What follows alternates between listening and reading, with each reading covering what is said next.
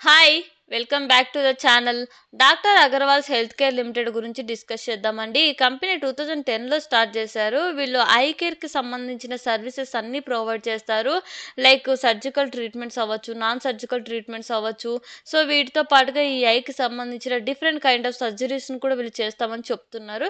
And వీటితో పాటుగా ఈ ఆప్టికల్ ప్రొడక్ట్స్‌కి సంబంధించిన contact lens, accessories, I care related pharmaceutical products ఏవైతే ఉంటాయో అవి కూడా మేము సేల్ చేస్తామని చెప్తున్నారు. సో, సెప్టెంబర్ 30, 2024కి 731 డాక్టర్స్ వీళ్ళ యొక్క సర్వీసెస్‌ని పేషెంట్స్‌కి ప్రొవైడ్ చేసినట్టు చెప్తున్నారు.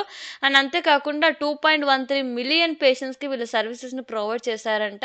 అండ్ అందులో 2,20,000 పైగా సర్జరీస్ చేసినట్టు చెప్తున్నారండి.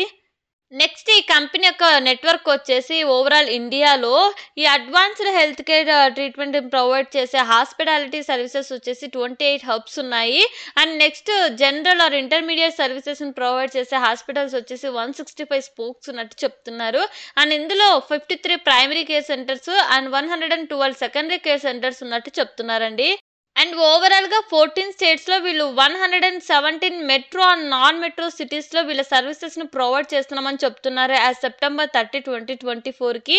అండ్ ఈ కంపెనీ యొక్క మార్కెట్ క్యాపిటల్ వచ్చేసి 12,698 క్రోర్స్ పైగా అండి.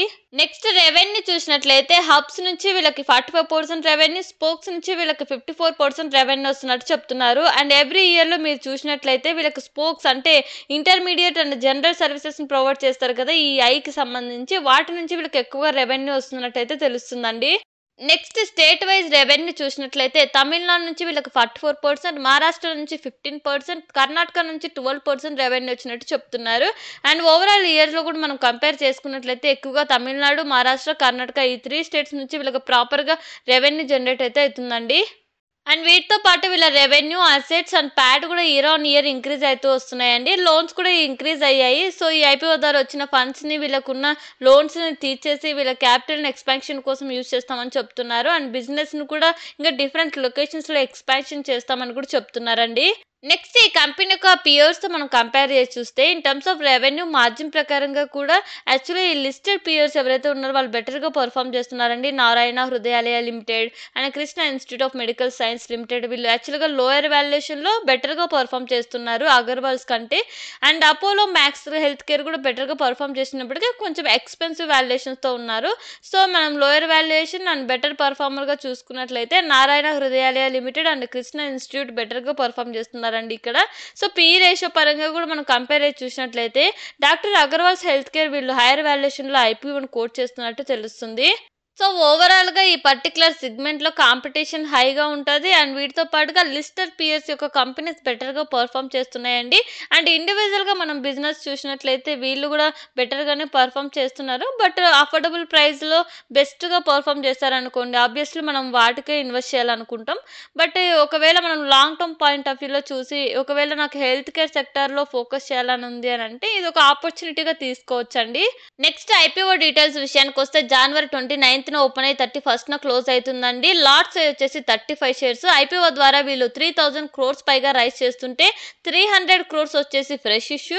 ఆఫర్ ఫర్ సేల్ వచ్చేసి 2,700 క్రోర్స్ పైగా అండి. వన్ రీటైల్ మినిమం లాట్ వచ్చేసి 14,070 రూపీస్. అండ్ మిగతా డీటెయిల్స్ మీరు స్క్రీన్‌లో అబ్జర్వ్ చేయొచ్చు.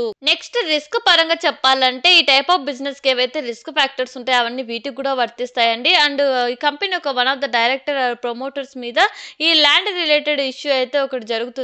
క్రిమినల్ కేసు అయితే ఫైల్ చేశారు. దీనికి అప్డేట్ అయితే ఏం లేదు. So, long term point of వ్యూలో దీనికి సంబంధించిన మేనేజ్మెంట్ అప్డేట్ ఏమి ఇస్తుంది అనేది అయితే మనం అబ్జర్వ్ చేయాలి. So, as of now grey market premium అయితే 10% ఉందండి. ఇది చేంజ్ కూడా అవ్వచ్చు.